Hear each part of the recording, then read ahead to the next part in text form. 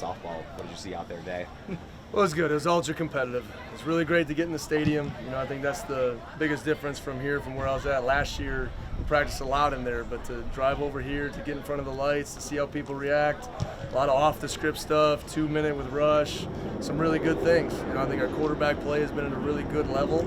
Efficient offense, I think timely defense.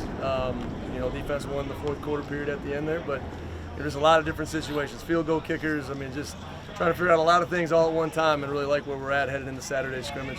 I'm not going to say it loud, but it feels like Deshaun is ascending a little more each day. What are you seeing out of him trying to win this job? Yeah, it's ultra competitive. I think those guys feel it. But my message to both of those guys too is they need to rise the team together. Right? It isn't just all of a sudden one person going to take over and then they're going to go with him. So Deshaun keeps getting better in the pass game. I think he's getting more clear and concise with his decisions. He's still got to get rid of those couple plays a day where you're like, that freshman mistake. But Robbie off script is dangerous. So it's just an amazing blend of different skill sets that we're really excited about continuing to develop, and really excited about this time here in about 48 hours seeing that first scrimmage. Yeah, to go off that, what do you want to see in the first scrimmage?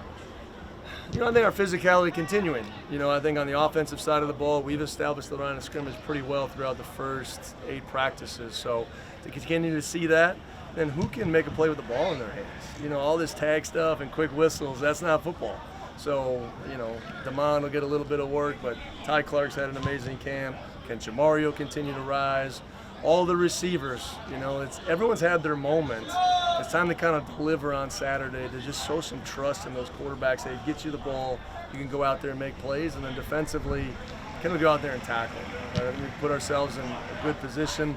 I think we teach angles and shocking, getting off blockers and all that stuff better than most people in the country. So hopefully those guys can get that to application on Saturday. You mentioned a couple questions ago about trying to figure stuff out as you go. Are you tempted to compartmentalize and figure out this thing today, that thing tomorrow? You guys, there's so many things at one time. Just the starting quarterback, tight ends, left guard, backups. Let's not forget about that, right? Who's going to back up Nick Anderson? Miles Turpin's been unbelievable, right? He completely changed from the spring.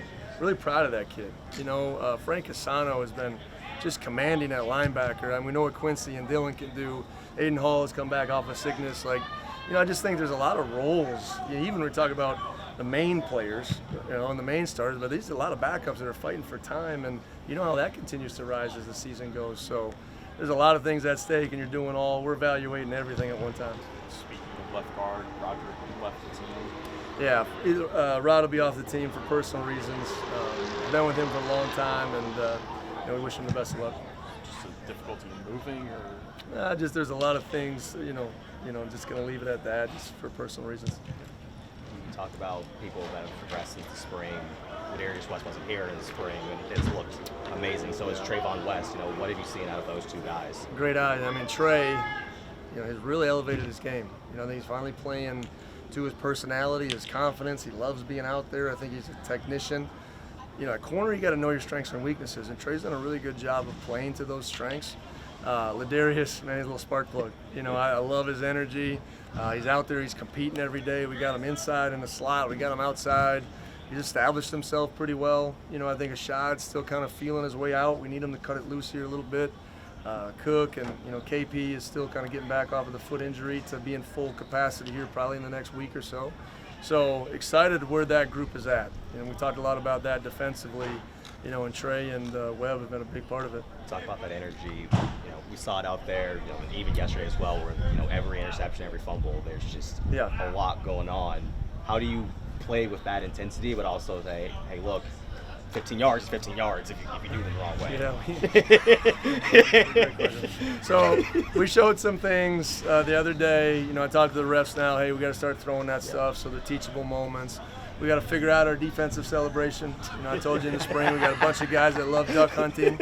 So we got to figure out how that transpires in our own way. Because there's self-generated energy, which you need, right? But every once in a while we go throughout practice, there's that energy to compete level that we need to maintain. I told them after, it's been a hard 9 practices.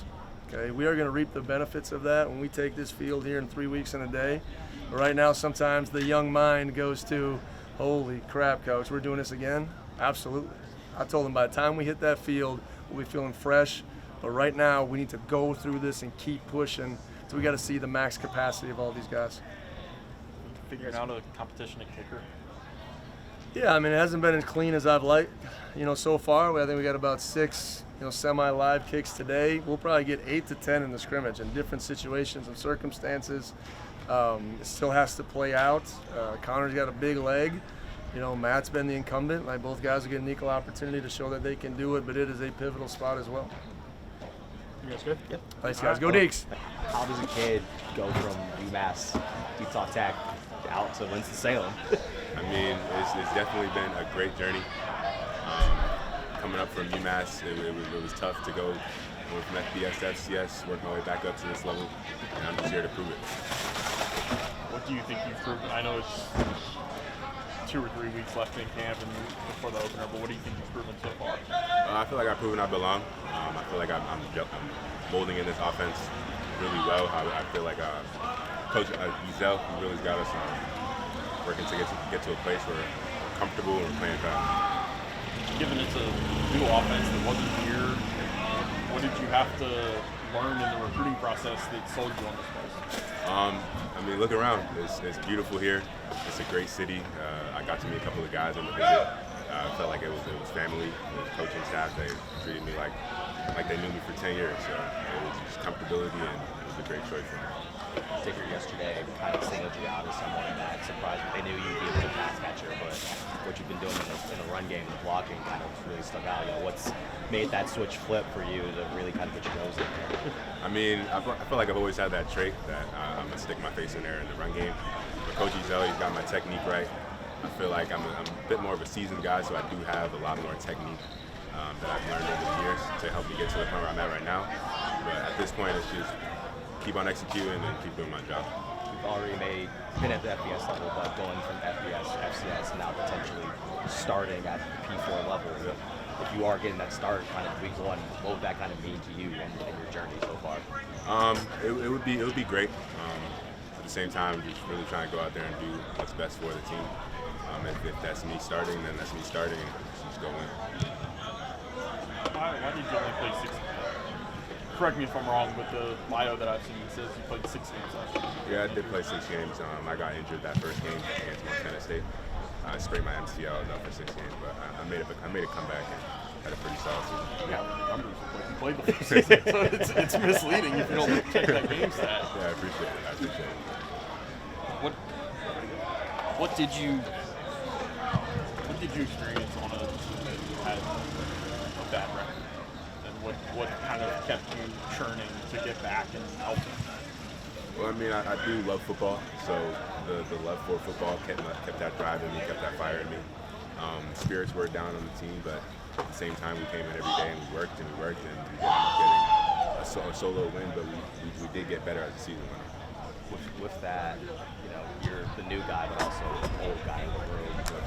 How do you kind of leverage that when you're helping out kind of the new guys in the offense? When things kind of getting tough, whether it's in games or you can practice out there, it's getting kind of long. I feel like I understand what Coach Ezel is trying to do from a concept standpoint. So like if it's from a formation, I know what he's going to call from certain formations. So if it's just helping the young guys out with that and getting them help in formations and getting lined up, then I'll be that guy. So how can you be from Peabody and you say you're ours? I didn't get that trait. Never. I didn't get that trait. What's your family background? 2 parents, 2 sisters. From where? From Nigeria. Nigeria. Oh. Your parents first generation or? I'm first generation. They came over here in the 80s. They met here. Nice. Had 3 kids. Nice. Set up pretty well too. Oh. Set up pretty well too. Good stuff. Thank you. Good to meet you, Awesome. Andy. Yeah.